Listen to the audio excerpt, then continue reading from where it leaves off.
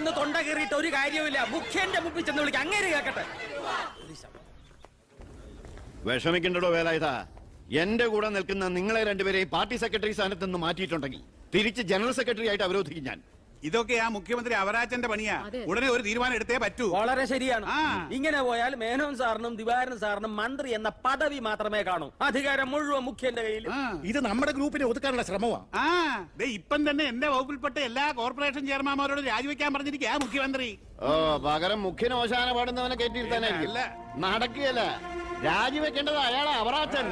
രാഷ്ട്രീയത്തിൽ 18 പഠിച്ച എന്റെ അടുത്ത് അയാളുടെ കളി. എത്ര ഗ്രൂപ്പ് കളിച്ചും കുതികാൽ വെട്ടിയുവാ മേനോൻ സാർ ഈ നിലയിലെത്തിയത്. അല്ല, ഞാൻ ഉദ്ദേശിച്ചത് എന്നൊക്കെയാ മുഖ്യൻ പറഞ്ഞു വരുത്താൻ ഇടയുണ്ടെന്ന്. ഈ വിധത്തിൽ ഇന്നേ വരെ ഒരു പരീക്ഷ പോലും എഴുതാത്ത ഈ മേനോൻ സാറിന് എന്തൊക്കെ പരീക്ഷണങ്ങളാ നേരിടേണ്ടി വരുന്നു ഒന്ന് ആലോചിച്ച് നോക്കി. അല്ല, ഞാൻ ഉദ്ദേശിച്ചത് എനിക്കൊന്നേ പറയാനുള്ളൂ, മുഖ്യമന്ത്രി അവരാച്ചൻ രാജിവെക്കണം. പകരം മേനോൻ സാർ മുഖ്യമന്ത്രി ആകണം. ഞാനും ഉദ്ദേശിച്ച. ഞാൻ മുഖ്യമന്ത്രിയായതിന്റെ അന്നു മുതൽ കേൾക്കുക മുഖ്യമന്ത്രി രാജിവെക്കണമെന്ന്. അതെ, തർക്കമെന്ത്? മുഖ്യമന്ത്രി രാജിവെക്കണം. എനിക്ക് ഈ കൺവീനർ സ്ഥാനം മടുത്തു. അവനവന്റെ പാർട്ടി നയി മുറവിളി പ്രതിപക്ഷത്തിന്റെ ഭാഗത്തു നിന്നല്ല, പ്രതിപക്ഷം കാര്യമുള്ള കാര്യത്തിനെ പറയൂ. ബഹുമാനപ്പെട്ട വിദ്യാഭ്യാസ മന്ത്രി ബാലഗംഗാധര മേനോൻ ഈ മന്ത്രിസഭയിൽ അംഗമാണോ അതോ പ്രതിപക്ഷത്തിന്റെ വ്യക്തമാണോ? ആ സംശയം എനിക്കുണ്ട്. ഞാൻ ഈ മന്ത്രിസഭയിൽ അംഗം തന്നെയാണോ? അല്ല, എന്നോടും എന്റെ ഗ്രൂപ്പിനോടുള്ള മുഖ്യന്റെ അവഗണന കണ്ട് ചോദിക്കുന്നത്. എനിക്കൊന്നേ പറയാനുള്ളൂ, മുഖ്യമന്ത്രി രാജിവെക്കണം. ഇയാൾ അവിടെ ഇരിക്കുക. മേനോൻ പറയട്ടെ. എനിക്കൊരു കാര്യം പറയാനുണ്ട്. മുഖ്യമന്ത്രി രാജിവെക്കണമെന്നൊന്നും ഞാൻ പറയുന്നില്ല, പക്ഷെ എന്ന് രാജിവെക്കുമെന്ന് ഞങ്ങൾക്കറിയാം. ഭൂരിപക്ഷത്തിന്റെ അഭിപ്രായം മുഖ്യൻ രാജിവെക്കണമെന്ന് തന്നെ. എന്നിട്ട് വേണം മേനോൻ അതിൽ കയറിയിരിക്കാം. അതെ തോമിച്ച, 25 കൊല്ലമായിട്ട് MLA-യും പല വകുപ്പുകൾ കൈകാര്യം ചെയ്തിട്ടുള്ള മന്ത്രിയുമാണ് ഞാൻ.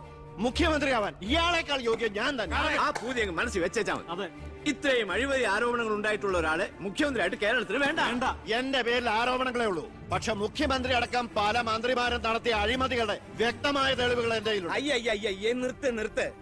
നിങ്ങൾ ഇങ്ങനെ പരസ്പരം അങ്ങോട്ടും ഇങ്ങോട്ടും അഴിമതി കേസുകൾ വിളിച്ചു കുവിയാല് അതിന് മുതലെടുക്കുന്നത് ആരാ? പ്രതിപക്ഷം. ഇനിയൊരൊറ്റ തവണ പ്രതിപക്ഷം അധികാരത്തിൽ വന്നാ കേരളം ബംഗാള് പോലെയാവും. താഴെ ഇറക്കാൻ പറ്റിയെന്ന് വരില്ല. അപ്പൊ പിന്നെ കിടന്ന് നിലവിളിച്ചിട്ട് ഒരു കാര്യമില്ല.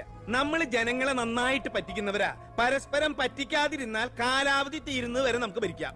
അതുകൊണ്ട് മുഖ്യമന്ത്രിയെ മാറ്റേണ്ട ഒരു കാര്യവും തൽക്കാലം ഇവിടെ ഇല്ല. എന്തൊക്കെ ന്യായം പറഞ്ഞാലും മുഖ്യമന്ത്രി രാജിവെച്ചേ പറ്റൂ. ദിവാകരത്ത് എനിക്ക് ഇതല്ലാതെ വേറെ ഒന്നും പറയാൻ. ഈ മുഖ്യൻ ഈ രീതിയിൽ ഭരണം ഇനിയും തുടർന്നാൽ KDF അടുത്ത തെരഞ്ഞെടുപ്പിൽ പച്ച തൊടില്ല. കൺവീനറെ, ഇതൊക്കെ പത്രക്കാരെയും TV-ക്കാരെയും വിളിച്ച് സർക്കാരിനെ കരിവാരി തേക്കാൻ ശ്രമിച്ചാൽ എനിക്കിതൊക്കെ ഹൈക്കമാൻഡിനോട് പറയേണ്ടി വരും. പേടിപ്പിക്കല്ലേ, എന്റെ ഗ്രൂപ്പിന്റെ ഹൈക്കമാൻഡ് ഞാൻ തന്നെ. അവറാജ, അധികകാലം മുഖ്യമന്ത്രി കസേരയിൽ സുഖമായിട്ടിരിക്കാമെന്ന് കരുതണ്ട. മുഖ്യമന്ത്രിയെ കൊണ്ട് രാജിവെപ്പിച്ചേ ഞാൻ അടങ്ങും.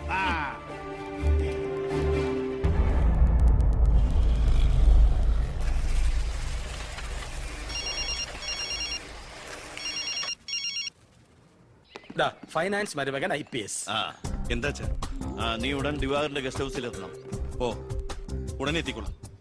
രഞ്ജി, പണം കൊടുത്ത് ലോക്കറി വേ. ശരി. അല്ല, നിങ്ങൾ ബസ് ഓണേഴ്സും തൊഴിലാളിയും തമ്മിലൊരു പരസ്പര വിട്ടുവീഴ്ചയ്ക്ക് തയ്യാറായില്ലെങ്കിൽ ഈ സമരം ഒത്തീർപ്പാക്കാൻ പറ്റുമെന്ന് എനിക്ക് തോന്നുന്നില്ല. Excuse me.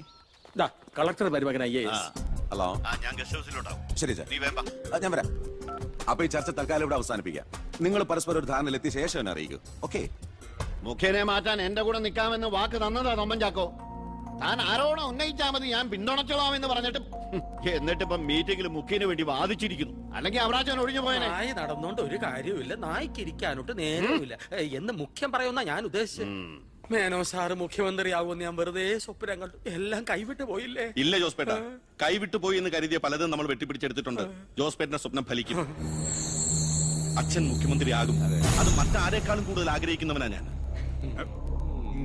കേട്ടോടാ ദിവാര, അണികൾ ഒരുപാട് പേര് പിന്നിലുണ്ടെങ്കിലും എന്റെ ശക്തി എന്ന് പറയുന്ന ഇവരാ എന്റെ മരുമക്കള്. ഈ IPS-ഉം ഈ IAS-ഉം എന്റെ വാക്കനുസരിച്ച് ഇവര് നിന്നിട്ടുള്ളൂ. ഇവരോട് അഭിപ്രായം ചോദിച്ചിട്ടേ ഞാൻ പ്രവർത്തിച്ചിട്ടുള്ളൂ. അല്ലച്ചാ, ഈ CM രാജിവെക്കാൻ തയ്യാറായില്ലെങ്കിൽ അച്ഛന്റെ ഗ്രൂപ്പിൽ പാർട്ടി വിട്ടു പോകുന്നു. ഈ പാർട്ടി വളർത്തുക എന്നൊക്കെ പറഞ്ഞാലുണ്ടല്ലോ, കൂടെ നിൽക്കുന്ന ഒറ്റ ഒരുത്തനെ വിശ്വസിക്കാൻ കൊള്ളില്ല. വളരെ ശരിയാണ്. ഈ നിൽക്കുന്ന ദിവാരൻ സാറ് ഒരു മന്ത്രിസ്ഥാനം കളഞ്ഞിട്ട് വരൂ. അല്ല, അത് പിന്നെ അറിയാടോ, മുന്നീന്നും പിന്നീന്നും കുത്ത് പ്രതീക്ഷിച്ചിട്ട് തന്നെ ആ കൂടെ കൊണ്ടു കിടക്കുന്നു. ഞാൻ ഒഴിച്ച്. അച്ഛാ, ഒന്നിങ്ങോട്ട്. പാർട്ടി വിടുക എന്നൊക്കെ പറഞ്ഞ മണ്ടത്തരവാ. CM രാജിവെച്ചൊഴിയേണ്ട ഒരു സാഹചര്യം ഇവിടെ ഉണ്ടാക്കിയാൽ നിങ്ങൾ എന്തുണ്ടാക്കിയാലും ശരി മുഖ്യമന്ത്രി രാജിവെക്കണം. എനിക്കതേ പറയാനുള്ളൂ. നീ എന്താ ഉദ്ദേശിക്കുന്നത്? സ്വാശ്രയ കോളേജുകൾക്കെതിരെ വിദ്യാർത്ഥികളുടെ സമരം നടക്കുകയാണല്ലോ. അതെ. മുൻപന്തിയിൽ നിൽക്കുന്നത് മുഖ്യനെ പിന്തുണയ്ക്കുന്ന KSA. അത് വിദ്യാഭ്യാസ മന്ത്രിയായ അച്ഛനെതിരുള്ള മുഖ്യന്റെ കളിയാണ്. ആ സമരം വഷളാക്കണം. അതെന്നെയല്ലടാ ബാധിക്കുക. ഞാനൊന്ന് പറഞ്ഞോട്ടെ. സമരം ചെയ്യുന്ന വിദ്യാർത്ഥികളെ പോലീസുകാരെ കൊണ്ട് നമ്മൾ തല്ലി ചതയ്ക്കുന്നു. ആഭ്യന്തരം കൈയടക്കി വെച്ചിരിക്കുന്ന മുഖ്യനെതിരെ വിദ്യാർത്ഥികൾ തിരിയും. കേരളമാകെ ആളിപ്പടരുന്ന വിദ്യാർത്ഥി സമരത്തിന് മുന്നിൽ മുഖ്യൻ മുട്ടുമടക്കും. സാറിന്റെ ബുദ്ധി കൊള്ളാം, പക്ഷെ മുഖ്യൻ പറയുന്നതല്ലേ പോലീസ്. പിന്നെ ഞാൻ പറഞ്ഞാ കേൾക്കുന്ന പോലീസുകാരും ഉണ്ട് ജോസഫേട്ട. ASP അർഷൻ എനിക്ക് വളരെ വേണ്ടപ്പെട്ട ആളാ. ഞാൻ അച്ഛനോട് പറഞ്ഞിട്ടില്ല നമ്മുടെ മീനൂട്ടിക്ക് വേണ്ടി. Hello sir, how are you sir? Yes, കാര്യം മനസ്സിലായി. പക്ഷേ എന്ത് പ്രകോപനം ഉണ്ടായാലും പോലീസ് സംയമനം പാലിക്കണമെന്നാ CMന്റെ ഓർഡർ. എടോ, പോലീസിന് നൊന്താ നിങ്ങൾ കൈയും കെട്ടി നോക്കി നിൽക്കുവോ? അത് പിന്നെ പ്രത്യേകിച്ച് പറയണോ? എങ്കിൽ പോലീസിന് നോവും. പിന്നെന്താ ചെയ്യേണ്ടെന്ന് അറിയാമല്ലോ. ഇതാണ് കുശാഗ്ര ബുദ്ധി.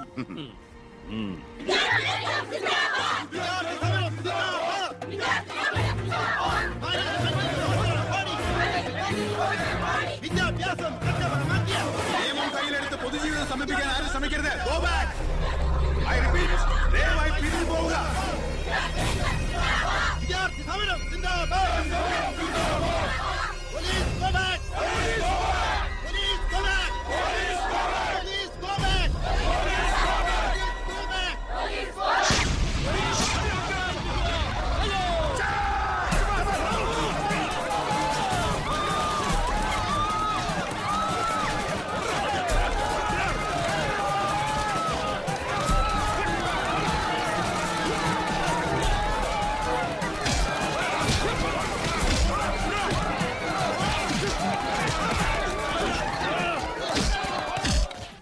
ഹലോ പവിത്ര, എന്തോ പോലീസ് പിള്ളേരെ തല്ലിച്ചതക്കിയത് എന്റെ മകളാ. പവിത്ര, നിന്റെ താന്ത്ര ശരിക്കും ഏറ്റ് കേട്ടോ. അവിടെ പോലീസും പിള്ളേരും തമ്മിൽ പൊരിഞ്ഞ യുദ്ധം. ഇതോടെ മുഖ്യന്റെ പ്രതിച്ഛായ മാറിക്കിട്ടും. അച്ഛൻ നോക്കിക്കോ, ഇനി വിദ്യാർത്ഥികൾ ഇറങ്ങിയിരിക്കില്ല. കേരളക്കരയാകെ പ്രതിഷേധം കത്തിപ്പടരും.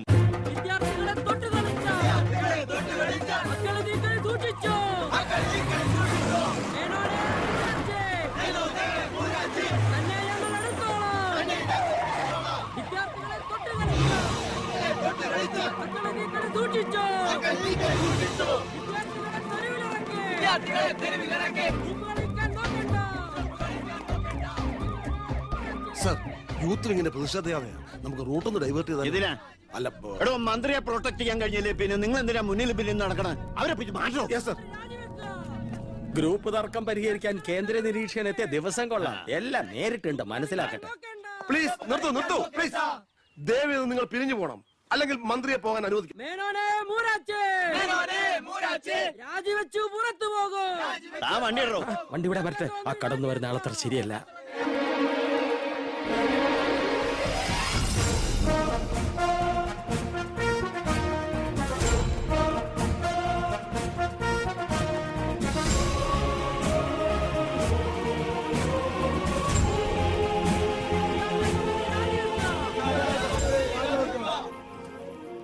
സാർ, അക്രമം അഴിച്ചുവിടാൻ വന്നവരല്ല ഞങ്ങൾ. മന്ത്രി മീനക്കൊന്ന് സംസാരിക്കണം. Hello, control room. CA Vijayan here. വിദ്യാഭ്യാസ മന്ത്രി ആരുടെ നെഞ്ചത്തൊക്കെ കയറാൻ പോണത്? നിങ്ങൾ എന്തിനാ എന്റെ വഴി തടയുന്നേ? വിദ്യാർത്ഥികളെ പോലീസ് മൃഗീയമായി മർദ്ദിച്ചു.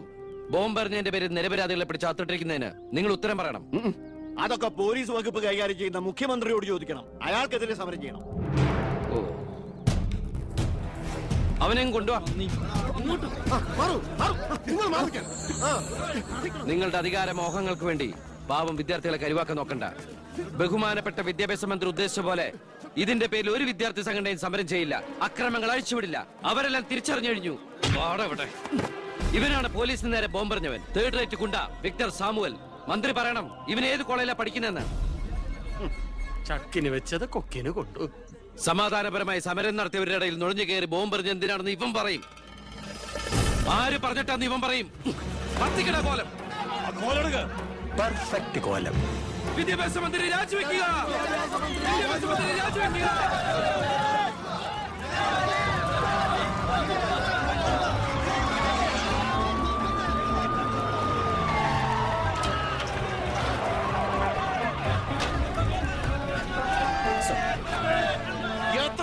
നെറോട്ടി കിടക്കുന്നത് അടിച്ചു മാറ്റോ എല്ലാத்தைയും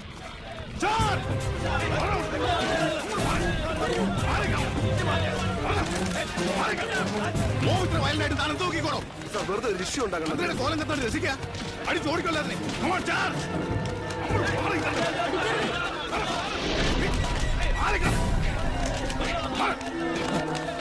നമുക്ക് നിൽക്കാതെ ഓടി രക്ഷപ്പെടാൻ നോക്കൂ. വേഗം ഓടിപ്പോടോ.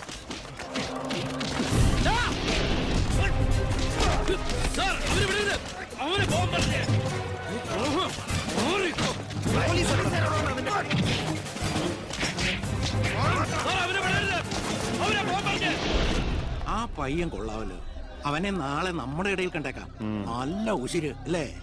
അത് പിന്നെ കാണാതിരിക്കോ? താൻ അറിയോ അയാളെ? അറിയും. ഞങ്ങൾ തമ്മിലൊരു ചെറിയ ബന്ധമുണ്ട്. എന്ത് ബന്ധം? എന്റെ ഒരേ ഒരു മോന. ആറ്റുനോറ്റുണ്ടായ ഒരേ ഒരു ഉണ്ണി. അവന്റെ ചോറ് ഇവിടെയും കൂറ് അവിടെയുമാണ്. അവൻ നിൽക്കുന്നത് മുഖ്യന്റെ ചേരിയില്ല, താമസിക്കുന്ന മേനോൻ സാറിന്റെ വീട്ടിലും. ഇവരുടെ വീടാണ് ഒരു വീട്, കുടുംബം ഒരു കോവിൽ.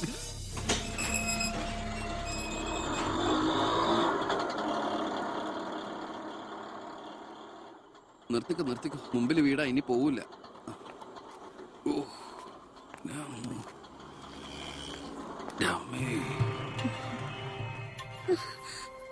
അയ്യോ, ഇതെന്തു പറ്റിയടാ?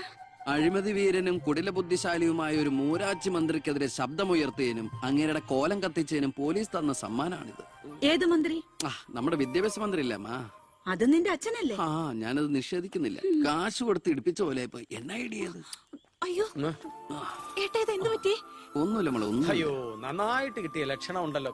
വിഷമിക്കണ്ട. ലാത്തിയുടെ ചൂടറിഞ്ഞ തുണക്കുട്ടന്മാർ രാഷ്ട്രീയത്തിലേറെ ശോഭിക്കും. എതിരാളികളെ ലാത്തി കൊണ്ട് അടിച്ചൊതുക്കിയും ചിലർ രാഷ്ട്രീയത്തിൽ വല്ലാതെ ശോഭിക്കുന്നുണ്ട്. പക്ഷെ അതൊന്നും അത്ര ശാശ്വതമല്ല. Every dog has a day. ഞാൻ മകനെയാണ് ഉദ്ദേശിച്ചത്. നീ ഇരിക്കെ, ഞാൻ വിളമ്പാ. ഓ, എനിക്ക് വേണ്ടമ്മാ. ഇത് VIP-കളുടെ ടേബിൾ അല്ലേ? ഇവിടെ ഇരുന്ന് കഴിച്ചാൽ അങ്ങോട്ട് ഇറങ്ങില്ല. എനിക്കുള്ള വിഹിതം ഞാൻ അടുക്കള പോയി കഴിച്ചോളാം. ജീവിതകാലം മുഴുവൻ നിനക്ക് അടുക്കളയിൽ കിടന്ന് ഇറങ്ങാനാ യോഗം. ഓ, എനിക്കത് മതി. എന്തായാലും ഞാൻ നിങ്ങളുടെ ഗ്രൂപ്പ് ഓഫീസിന്റെ തിന്നാലല്ലോ വന്ന് ഇറങ്ങുന്നത്. എന്നെയും എന്റെ ഗ്രൂപ്പിനെയും പരസ്യമായിട്ട് അവമാനിക്കുന്നവനെന്തിനാ ഞാൻ കഷ്ടപ്പെട്ടുണ്ടാക്കണ എന്റെ വീതം കഴിക്കാൻ ഇങ്ങോട്ട് കെട്ടിയെടുക്കണത്? മക്കള് കഴിക്കുന്നതിന്റെ കണക്ക് പറയാ. ഞാൻ പറയൂടി, രാവിലെ ഇറങ്ങുമല്ലോ കഞ്ഞിമുക്കിയ ഡ്രസ് ഇട്ടുണ്ട്. അതിലും വേണം എന്റെ ചക്രം. അതെ, എല്ലാം സർക്കാരിനെ വെട്ടിച്ചുണ്ടാക്കുന്നല്ലേ. സർക്കാരിന്റെ കാശ് എന്ന് പറയുന്നത് ജനങ്ങളുടെ കാശാ. അതിൽ എനിക്കും അവകാശമുണ്ട്. നീ അടുക്കളയിലേക്ക് പോയി ഭക്ഷണം കഴിക്കും. ഉപദേശിക്കുകയാണെന്ന് കരുതരുത്. ജീവിതത്തിന് ഒരു ലക്ഷ്യമൊക്കെ ഉണ്ടാവും. എന്നിട്ട് ആ ലക്ഷ്യത്തിന് വേണ്ടി പരിശ്രമിക്കണം. നല്ല ഉപദേശം. ആ ഇരിക്കുന്ന ആളോട് ചെന്ന് പറയാം. പോത്തിനോടാണോ വേദം ഓതുന്നത്? ഞാൻ ഇത് ഉദ്ദേശിച്ചത് മകനെയാ. അച്ഛനെ ഉദ്ദേശിച്ചാലും വലിയ കുഴപ്പമൊന്നുമില്ല. നിങ്ങളൊന്നും മിണ്ടാതിരിക്കെ. അച്ഛൻ അവന് വഴക്ക് പറയുന്നതിൽ എന്താ തെറ്റ്? അവന് ഞങ്ങളുടെ കൂടെ നിന്നൂടെ? എവിടെ നിൽക്കാനാ? എനിക്കെതിരെ ആഞ്ഞടിക്കാൻ ആ മുഖ്യനവനെ കരുവാക്കിയിരിക്കുക. ആരോപണം ഞാൻ നിഷേധിക്കുന്നു. ഇവൻ എന്റെ മോൻ തന്നെയാണോ അതോ മുഖ്യറ്റം? ആ ചോദ്യം ലക്ഷ്മി തീറ്റ കഴിഞ്ഞ ഇറങ്ങി പോരുന്ന.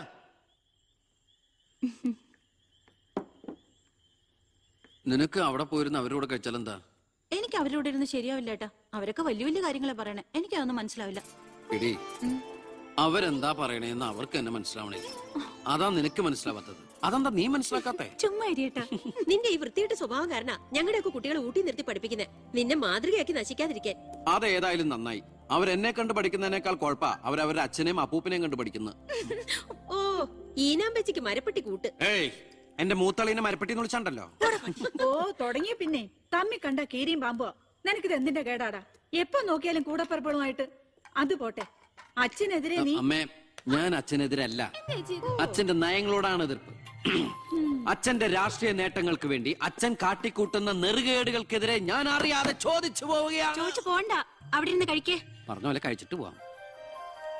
എടാ, നിന്റെ അച്ഛൻ എത്ര നെറുകേട് കാണിച്ചാലും അങ്ങേര് കഷ്ടപ്പെട്ടുണ്ടാക്കണതല്ലേ നീ ഇപ്പൊ കഴിക്കണത്? അത് മാത്രം പറയരുത് അമ്മേ. അമ്മേ, ഞാൻ കഴിക്കണത് അമ്മയ്ക്കുള്ള കഞ്ഞിയുടെ ഒരു വിഹിതമാണ്. എനിക്കൊരു നല്ല കാലം വരുമ്പോ ഞാൻ ഈ കഞ്ഞി മുഴുവൻ അമ്മയ്ക്ക് ചോറായിട്ട് തിരിച്ചു തരും. അതുവരെ എന്റെ വയറിനൊരു ലോട്ട്. എനിക്കും എന്റെ ജീവൻ നിലനിർത്തണ്ടേ അമ്മേ?